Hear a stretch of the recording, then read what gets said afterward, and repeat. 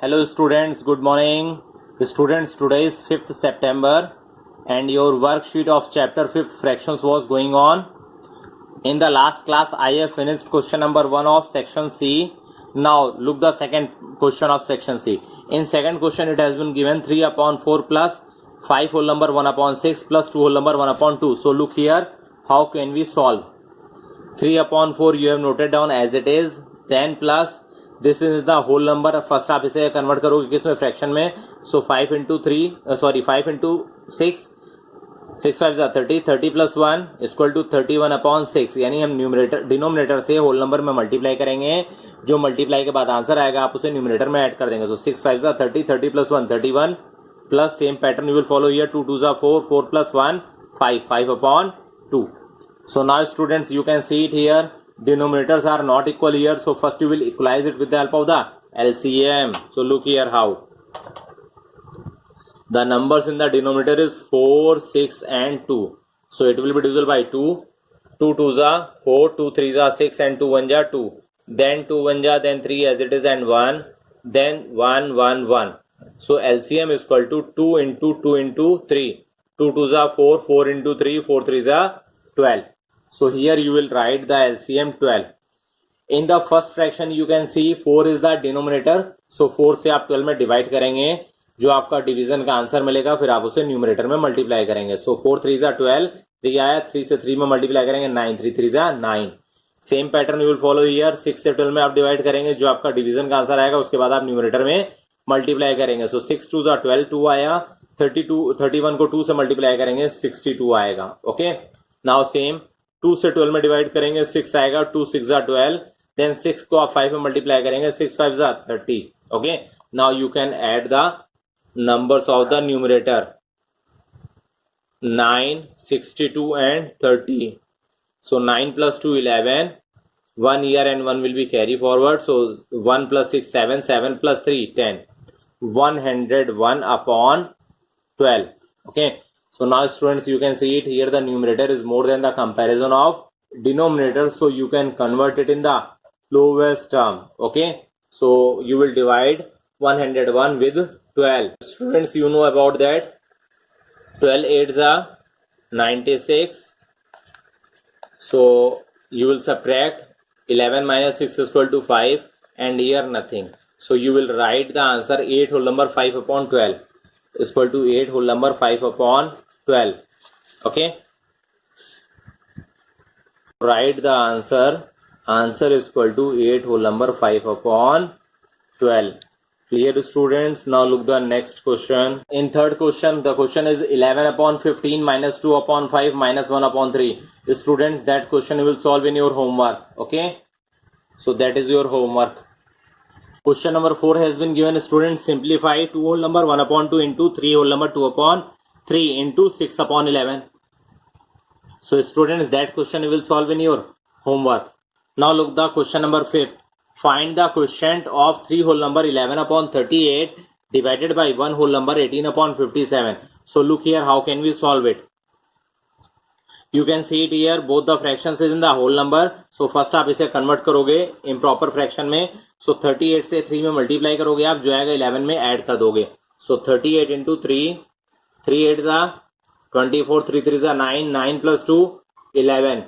Okay, plus numerator 11 add करेंगे बेटा 5 2 1. So here you will write 125 upon 38. Same pattern you will follow here. Second fraction is 1 whole number 18 upon 57. So 57 से आप 1 में multiply करेंगे, जो आएगा आप न्यूमरेटर में ऐड कर देंगे. So 57 into 1 is equal to 57. Then 57 plus 18, 7 plus 8 15 का 5 here, 1 will be carry forward. 1 plus 5 6, 6 plus 1 7. So 75 upon 57.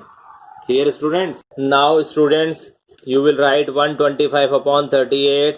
Division की जगह बेटा आपका सिंबल क्या हो जाएगा, इनटू का, and then after that fraction you will be reciprocal.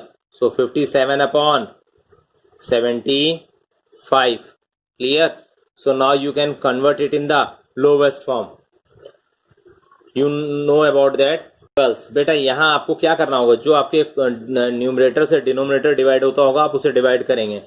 So you can see it here 38 और 57 बेटा आपको हम उम्मीद रखते हैं बेटा आपको 19 की टेबल आती होगी. ओके सो 19 2 जा 18, 19 3 जा 57. ओके देन 3 से आप 75 में डिवाइड कर दीजिए. ओके सो 3 से जब हम 75 में डिवाइड करेंगे 3 2 जा 6, 3 5 जा 15. So we have got 25. So 3 1 जा 3, 3 से हमने 75 में डिवाइड किया 25 आया. ओके 25 से बेटा 125 डिवाइड हो जाएगा. 25 1 जा 25 एंड 25 5 जा 125. Now students you can see in the first fraction the numerator is 5, in the second fraction the numerator is 1 only. Then in the first fraction the denominator is 2 and in the second fraction the denominator is 1. So now you can multiply 5 into 1 5, 2 into 1 is equal to 2. Okay now numerator is more than the comparison of denominator, so you can convert it in the whole number. So 2 से आप 5 में divide करेंगे 2 2 जा 4, 5 minus 4 is equal to 1. So your answer is 2 whole number 1 upon 2. 2 whole number 1 upon 2. So you can write the answer. Answer is equal to 2 whole number 1 upon 2. Clear students? Now students, sixth question. In sixth question it has been given Manish takes 2 whole number 1 upon 5 minutes to walk across the garden. यानी क्या किसी garden को टहलने में Manish 2 whole number 1 upon 5 minutes लेता है. Sudhir takes 7 upon 4 minutes to do the same. Sudhir वही work करने में, उसी गार्डन का चक्कर लगाने में, वॉक करने पर 7 upon 4 मिनट लेता है. So who take less time and by what fraction. कितना टाइम लेते हैं, कौन लेस टाइम लेता है और कितना कम टाइम लेता है. Okay how much time. So look the solution of that question. Okay so look here SOLUTION solution. So here you will write Manish takes time is equal to 2 whole number 1 upon 5 minutes. Okay and Sudhir takes time is equal to 7 upon 4 minutes. Okay so here you will compare it who has taken the less time. So here you will add therefore less time taken by. Okay 2 whole number 1 upon 5 comma 7 upon 4. So first you will convert it in the improper fraction. So 5 2s are 10, 10 plus 1 11, 11 upon 5 is your first fraction and second fraction is 7 upon 4. Okay so here you can see it here the denominators are not equal, so first you will equalize it with the help of the LCM. So look here how denominators number are 5 and 4. So first it will be divisible by 2, 5 as it is, 2 2s are 4, then again 2 1s are 2, then 5 will be divisible by 5, 5 1s are 5. So LCM is equal to 2 into 2 into 5. So 2 2s are 4 into 5 is equal to 20. So here you will write 20. Okay in the first fraction the denominator is 5, in 11 upon 5 the denominator is 5. 5 से आप 20 में divide करेंगे, जो आपका division आएगा आप उसे numerator में मल्टीप्लाई करेंगे. सो 5 से जब हम 20 में डिवाइड करेंगे so we will got 4 because 5 4s are 20. सो 11 4s are 44 comma same pattern you will follow here. 7 upon 4 में 4 क्या है आपका डिनोमिनेटर है, 4 से आप 20 में डिवाइड करेंगे देन यू विल गॉट 5. 5 को आप 37 में मल्टीप्लाई करेंगे then you got 35. So now you can write the fraction 44 upon 20 and 35 upon 20. आपके डिनोमिनेटर इक्वल हो गए. Okay so you can see it here denominator equal है, सो न्यूमरेटर के basis पर you can easily find out that which fraction is lowest. So I think your answer will be 35 upon 20. आपका answer ये होगा कि 35 upon 20 is smaller in the comparison of 44 upon 20. So you can see it here. The first fraction is related from the Manish and second fraction is related from the Sudhir. It means Sudhir has taken the less time. So here you will write first point. So Sudhir has taken, first point हटा दीजिए चाहे आप खाली लिख दीजिए. So Sudhir has taken less time. Okay, then after that in the question there are the 2 points, less who takes less time and by what fraction, कितना कम time लेता है वो भी फ्रैक्शन में. So therefore in fraction less time taken by Sudhir. सो बेटा आपको कुछ नहीं करना, जो भी आपका यहाँ फ्रैक्शन बड़ा था आप उस बड़े फ्रैक्शन से छोटे फ्रैक्शन को सब्ट्रैक्ट कर दोगे. सो 44/20 माइनस 35/20. सो 20 कैल्सियम बेटा 20 ही होता है. सो न्यूमरेटर यहाँ 44 एंड माइनस 35 मीन्स 20 से 20 में डिवाइड किया 1 आया. 1 को आपने न्यूमरेटर यानी 44 में मल्टीप्लाई किया तो 44 आया. Okay, same pattern will follow here. 20 से 20 में डिवाइड किया, जो आया आप न्यूमरेटर यानी 35 में मल्टीप्लाई कर दोगे. So 44 minus 35 is equal to 9/20. Okay, what minutes. So you will write the answer Sudhir has taken less time, okay, is equal to 9/20 minutes. Clear students? So first answer आपको सुधीर हो गया and second answer how much minutes, कितना कम लिया time, 9/20 minutes. Okay, so students your worksheet has been finished. Now your chapter 5th fractions has been also finished. This chapter was so lengthy. 11 exercises were there, then after that mental math, mixed bag, then worksheet, then hot questions. So all each and everything has been finished in chapter 5th.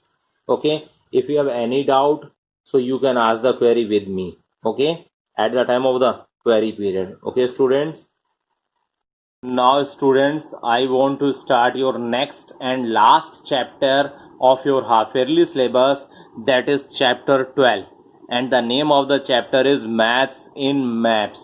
Okay, that is the last chapter of your half yearly syllabus. So look here, before starting this chapter I want to tell about the map. Chapter आपका नाम क्या है, maths in map. So what is map? So here you will right a map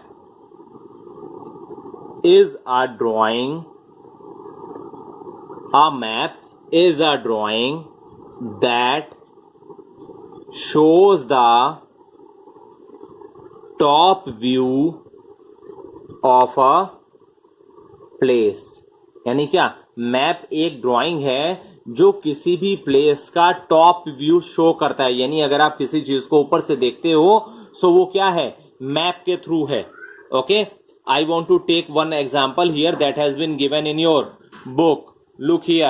Here it has been given a photograph of a school taken from a height. यानी क्या, school की photograph क्या height से ली गई, ऊपर से ली गई.